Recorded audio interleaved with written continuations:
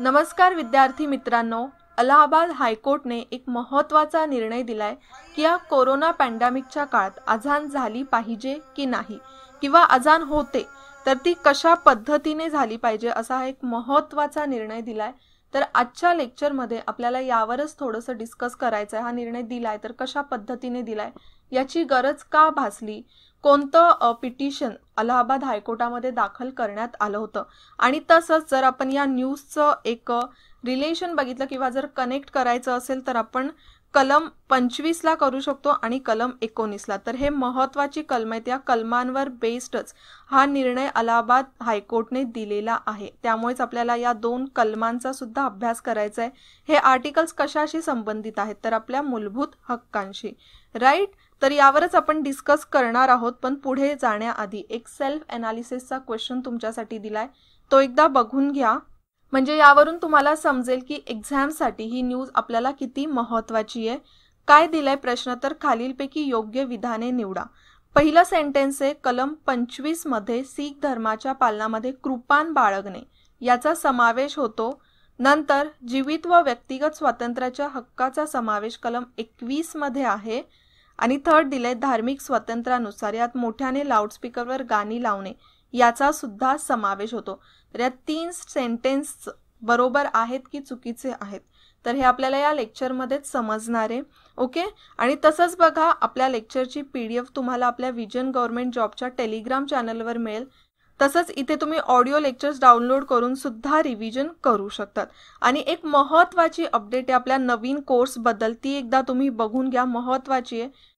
बघा, राज्यसेवा 2020 batch number 3 चे admission सुरू झालेले आहे, तर तुम्ही त्याला ॲडमिशन घेऊ शकता। यावर 22 मे पासून लेक्चर सुरू होणार आहेत आणि भरपूर असे व्हिडिओ लेक्चर्स आहेत, 1000+ व्हिडिओ लेक्चर्स आहेत, 150+ सब्जेक्ट वाईज टेस्ट अवेलेबल आहेत तुमच्यासाठी, तसंच फुल लेंथ टेस्ट सुद्धा आहेत। आणि याची व्हॅलिडिटी एक्झॅक्ट डेट तुमच्यासाठी नाही दिली आहे, कारण की एक्झाम डेट आपल्याकडे फिक्स नाहीये, म्हणूनच व्हॅलिडिटी जोपर्यंत राज्यसेवेची एक्झाम होत नाही 2020 ची तोपर्यंत याची व्हॅलिडिटी राहणार आहे। तसंच इथे बघा, फीचे चार्ज तुम्हाला दिलेले आहेत। फर्स्ट युजरसाठी 3000 आहे, जर 2 युजर्स तुम्ही ॲडमिशन घ्याल तर 4000 आणि 4 युजर्ससाठी 6000 आहे। आणि प्लस तुमच्यासाठी 1000 रुपीज ऑफ सुद्धा ठेवण्यात आलेला आहे, डिस्काउंट सुद्धा ठेवण्यात आलेला आहे।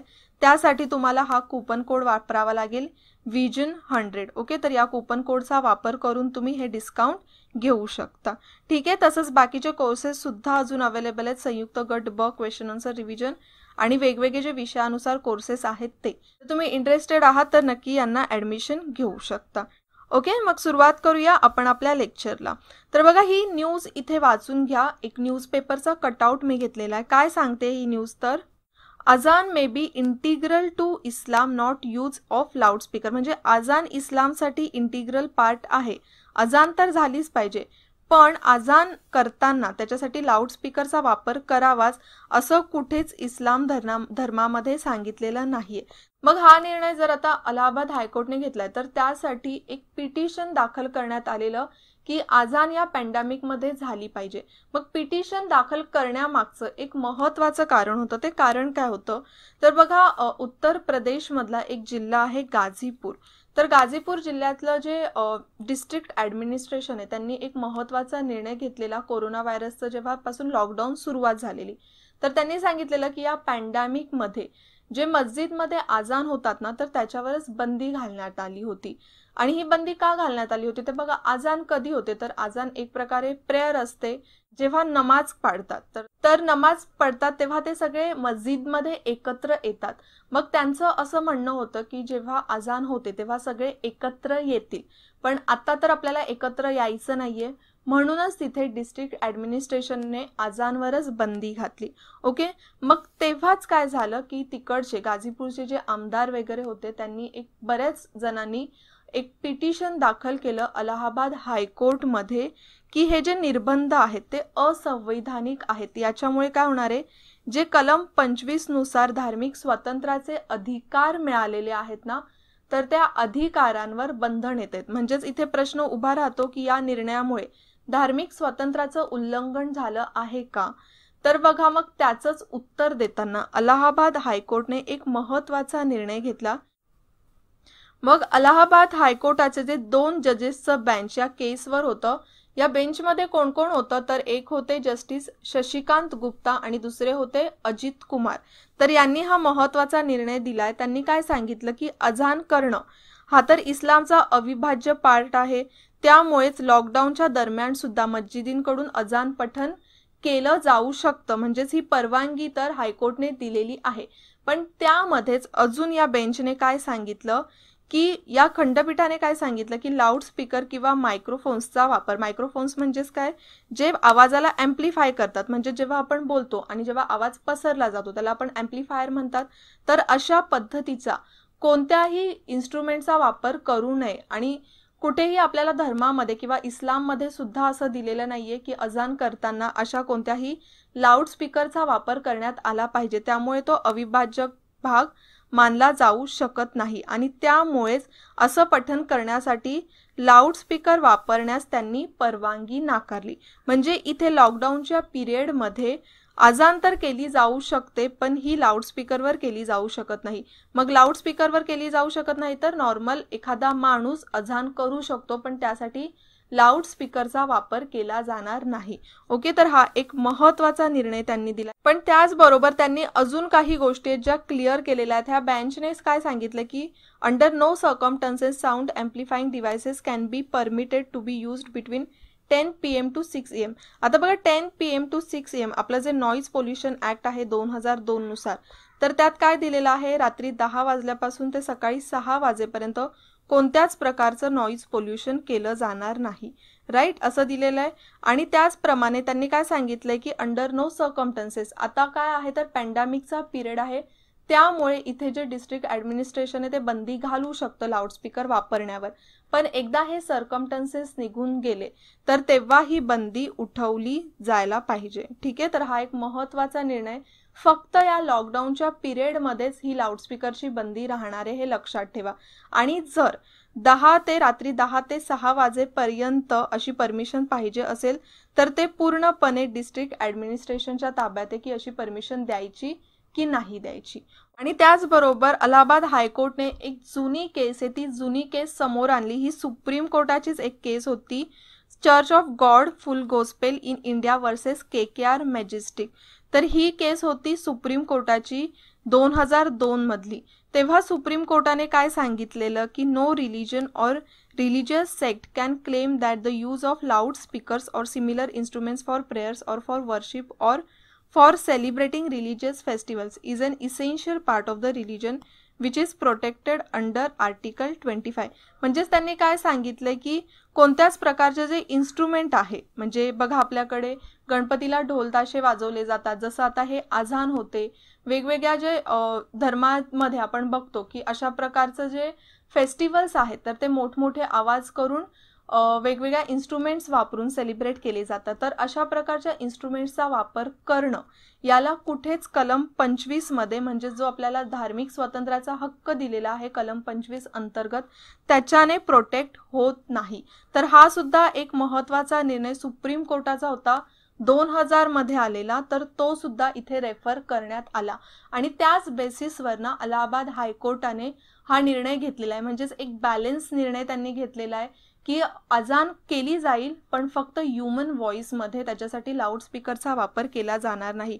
आणि हा निर्णय दिल्यानंतर जे पिटिशनर्स होते, पिटिशनर्सचे जे वकील होते आपण म्हणू शकतो, सईद सफदर अली काझमी, यांनी काय सांगितलं की आम्हाला फक्त परमिशन पाहिजे होती अजान करण्याची आणि ती कोर्टाने दिलेली आहे, म्हणजेच ते जे काही निर्णय आलेला आहे त्याच्याने सॅटिस्फाईड आहेत असं आपण म्हणू शकतो. पिटिशनर्स इथे सॅटिस्फाईड आहेत, म्हणजेच याच्या पुढे या केसचा आता काही होणार नाही, ही केस क्लोज झालेली आहे. ओके, त्यामुळेच बघा एकदम चांगला आणि बॅलेन्स्ड निर्णय अलाहाबाद हायकोर्टाने दिलेला आहे. भरपूर असे वेगवेगळे एक्झाम्पल सुद्धा इथे समोर आलेले आहेत. आणि बघा पुढे जाऊन वेगवेगळ्या राज्यांमध्ये पण अशा प्रकारचे निर्णय घेतले जाऊ शकतात. बघा हायकोर्टकडे तेवढे राईट्स असतात की अशा प्रकारचं जेव्हा संविधानाचं संरक्षण करायचं असतं, मूलभूत हक्कांचं संरक्षण करायचं असतं, तेव्हा सुप्रीम कोर्ट, हायकोर्ट हे नेहमी वेगवेगळे निर्णय घेतच असतात. तर त्यातला आपण म्हणू शकतो त्यातलीच हे हिस्टॉरिकल निर्णय आहे असं आपण इथे म्हणू शकतो. ठीक आहे. आणि तसंच बघा अलाहाबाद हायकोर्ट कुठे आहे तुम्हाला माहीत असलं पाहिजे. तर अलाहाबाद हायकोर्ट हे UP मध्ये प्रयागराज येथे. आता प्रयागराज आहे ना, पहिला प्रयागराजचं नाव होतं अलाहाबाद, पण प्रयागराजचं नाव अलाहाबादचं नाव चेंज करून प्रयागराज केलं असलं तरी कोर्टाचं नाव अजून अलाहाबाद हायकोर्टच आहे. आणि प्रयागराज कधी करण्यात आलेलं तर यूपी गव्हर्नमेंटकडून 2018 मध्ये अलाहाबादचं नाव चेंज करून प्रयागराज करण्यात आलं होतं. ठीक आहे. सो मग आता कलम 25 याशी कसा रिलेटेड आहे ते तुम्हाला समजलंच असेल. कलम 25 आपल्याला काय सांगतं तर सत्सद विवेक बुद्धीने वागण्याचे, प्रत्येकाला स्वतंत्र आहे, प्रत्येकाला स्वतःच्या धर्माचे पालन करण्याचं, त्या धर्माचं आचरण करण्याचं आणि त्याचप्रमाणे प्रचार करण्याचं सुद्धा स्वातंत्र्य प्राप्त झालेलं आहे. पण प्रचार करण्याच्या स्वातंत्र्यामध्ये बघा कसं आहे, कोणताही व्यक्ती आपल्या धर्माचा किंवा ज्या धर्मावर आपला विश्वास आहे त्याचा प्रचार करू शकतो, प्रसार करू शकतो, पण यामध्ये दुसऱ्या व्यक्तीचे आपल्या धर्मामध्ये धर्मांतर करण्याचा हक्क त्यामध्ये समाविष्ट होत नाही. आणि हा हक्क ना काही कंडिशन्सवर आपल्याला अप्लाय होतो. या हक्कांवर सार्वजनिक सुव्यवस्था, तसंच नैतिकता, सार्वजनिक आरोग्य आणि मूलभूत हक्कांच्या ज्या इतर तरतुदी आहेत यांच्या मर्यादा येतातच येतात. म्हणजे आता राज्याने जो निर्णय घेतलाय किंवा जो डिस्ट्रिक्ट ॲडमिनिस्ट्रेशनने निर्णय घेतलाय तो कशाच्या बेसिसवर घेतला आहे तर सार्वजनिक सुव्यवस्थेच्या बेसिसवर. ओके. इथे यूपी हायकोर्ट बघा जेव्हा डिस्ट्रिक्ट ॲडमिनिस्ट्रेशनने असा निर्णय घेतला होता ना, त्याच्यानंतर काही दिवसांनीच यूपी गव्हर्नमेंटने सुद्धा अजानशी रिलेटेड हा निर्णय घेतला होता, त्यामुळेच ही पिटिशन दाखल झाली होती. ओके. तर हे सगळे पॉइंट्स लक्षात ठेवा. आणि कलम 19 सुद्धा याशी कसं रिलेटेड आहे तर बघा इथे कलम 19चं उल्लंघन कशामुळे होऊ शकतं तर कलम 19(1) मध्येच आपल्याला दिलेलं आहे भाषण आणि अभिव्यक्ती स्वतंत्र. मग जर अजान केली नाही तर इथे अभिव्यक्ती स्वतंत्रावर निर्बंध येत आहेत. ओके. म्हणजेच इथे जो निर्णय अलाहाबाद हायकोर्टाने दिलेला आहे तो एक महत्त्वाचा निर्णय ठरतो. आणि बघा लाऊडस्पीकरच्या बाबतीत आपण बघितलं तर कलम 21चं उल्लंघन होऊ शकतं, कारण की कलम 21 मध्ये काय दिलेलं आहे आपल्याला, जीवित आणि व्यक्तिगत स्वतंत्र. मग जीविताच्या हक्कामध्ये भरपूर अशा गोष्टी आहेत, मग त्यामध्ये आपलं ध्वनी प्रदूषणापासून रक्षण हे सुद्धा आहे. मग इथे लाऊडस्पीकरमुळे जर ध्वनी प्रदूषण होत असेल तर अनेक व्यक्तींच्या इथे जीवित आणि व्यक्तिगत स्वातंत्र्यावर बंधने येत आहेत किंवा जीवित आणि व्यक्तिगत स्वातंत्र्याचं उल्लंघन होतंय असं आपण म्हणू शकतो. राईट. मग आता बरीचशी माहिती इथे आपण या निर्णयाबद्दल घेतलेली आहे. आता आपण जो सुरुवातीला प्रश्न बघितलेला तो एकदा बघून घेऊया. बघा 3 सेंटेन्स दिलेलं. पहिलं सेंटेन्स दिलेलं आहे कलम 25 मध्ये शीख धर्माच्या पालनामध्ये कृपान बाळगणे याचा समावेश होतो. तर हे सेंटेन्स बरोबर आहे. कलम 25 मध्ये वेगवेगळ्या तरतुदी आपल्याला धर्माचे पालन करण्याची तरतुदी दिली आहे, तर ही सुद्धा एक ऍड करण्यात आलेले आहे. ते म्हणजे शीख धर्माच्या पालनामध्ये कृपान बाळगणे किंवा ते धारण करणे हे एक महत्त्वाचं हक्क शीख धर्मियांना देण्यात आलेला आहे. नंतर जीवित आणि व्यक्तिगत स्वातंत्र्याच्या हक्काचा समावेश आत्ताच आपण बघितलं कलम 21 मध्ये आहे. नंतर दिले धार्मिक स्वातंत्र्यानुसार यात मोठ्याने लाऊडस्पीकरवर गाणी लावणे याचा सुद्धा समावेश होतो. तर होतो का, नाही होत. आताच आपण पाहिलं. म्हणजेच उत्तर असणारे अ आणि ब, पर्याय क्रमांक पहिला. ओके. त्याबरोबर तुम्हाला अजून एक महत्त्वाचं रिमाइंडर द्यायचे ते म्हणजे आपल्या विजन स्टडीवर वेगवेगळ्या टेस्ट होत असतात. त्यामध्ये विनिंग वेनेसडेला इतिहास, अर्थशास्त्र आणि अंकगणित या 3 विषयांच्या टेस्ट होतात. नंतर डेली टेस्ट आहेत. त्याचप्रमाणे स्टनिंग सॅटर्डेमध्ये भूगोल, राज्यशास्त्र आणि विज्ञान या विषयांच्या टेस्ट होतात. तर या सगळ्या टेस्ट तुमच्यासाठी फ्री आहेत.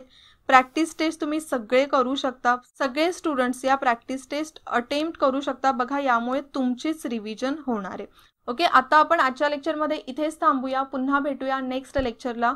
तोपर्यंत जय हिंद, जय महाराष्ट्र आणि थँक्यू. स्टडी स्मार्ट विद्यार्थ्यांसाठी स्मार्ट लर्निंग प्लॅटफॉर्म तुमच्यासारख्या हजारो तरुणांना, गृहिणींना व जॉब करणाऱ्यांना सरकारी नोकरीच्या तयारीसाठी मार्गदर्शन करत आहे. तुम्ही विजन स्टडीच्या सेवेचा लाभ कुठूनही आणि कधीही घेऊ शकता, ज्यामुळे तुमचा शहरात येऊन राहण्यासाठीचा पैसा आणि वेळ दोन्हीही वाचेल. म्हणूनच वेळ न वाया घालवता आजच प्रवेश घ्या आणि तुमच्या स्वप्नातील सरकारी नोकरीच्या एक पाऊल जवळ जा, तेही अगदी माफक दरामध्ये. तर वाट कशाची पाहताय? एक उज्ज्वल भविष्य तुमच्या समोर आहे. आम्ही प्रवेश घेतलाय, तुम्हीही घ्या. अधिक माहितीसाठी आजच भेट द्या. Visit www.visionstudy.in. हो, स्वप्न पूर्ण होतात.